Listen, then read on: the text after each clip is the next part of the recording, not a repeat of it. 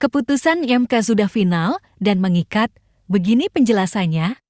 Makna daripada MK maupun juga MK sendiri. Jadi MK itu majelis kehormatan, artinya dia sebagai lembaga kode etik yang mengawasi daripada perilaku, kelakuan daripada hakim konstitusi. Ada satu perbedaan saya dengan Pak Muarar ya, bahwa ketika kita menilai daripada atau mencermati daripada putusan MK, maka hal tersebut adalah tentang kode etik maupun kelakuan. Tetapi bukan masalah isi daripada putusan nomor 90. Karena isi putusan nomor 90 itu dipikirkan, diputuskan oleh 9 hakim konstitusi. Ya.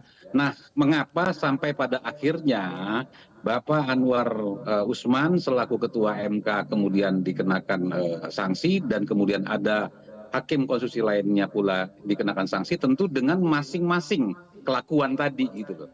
Maka saya juga yang termasuk melaporkan daripada salah satu hakim konstitusi, saya mendengarkan penjelasan daripada Pak Jimli Asidikri selaku Ketua Majelis Hakim MK, itu beliau menyatakan ini adalah tentang bagaimana kelakuan gitu ya. Nah, soal putusan itu analisis dan sebagainya, itu kita tidak bisa masuk ke dalam hal itu, menurut saya seperti itu. Saya tidak lagi akan melanjutkan langkah karena memang putusan tersebut didasarkan kepada bagaimana menciptakan pemilu yang sejuk, damai, dan demokratis ya.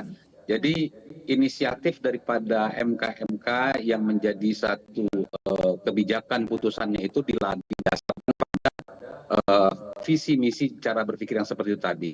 Maka kembali tadi ya, bahwa kita harus bisa memisahkan antara apa yang menjadi koreksi publik saat ini, yaitu tentang bagaimana itu kelakuan hakim Mahkamah Konstitusi dengan putusan PUU 90, itu harus bisa dipisahkan.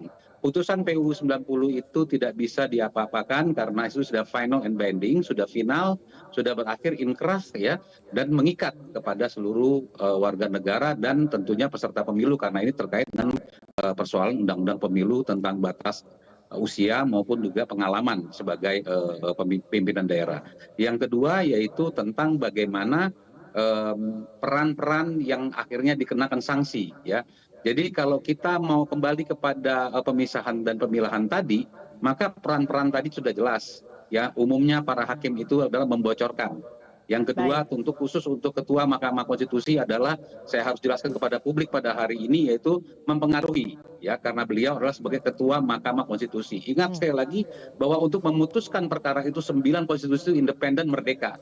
Ya, bahkan dissenting opinion pun yang kami laporkan itu tetap menjadi satu presiden, tidak bisa disanggah karena itu kemerdekaan hakim. Jadi sekali lagi bahwa saya sangat optimis ya. Saya sangat optimis bahwa Mahkamah Konstitusi akan terjaga marwahnya setelah putusan MK kemarin.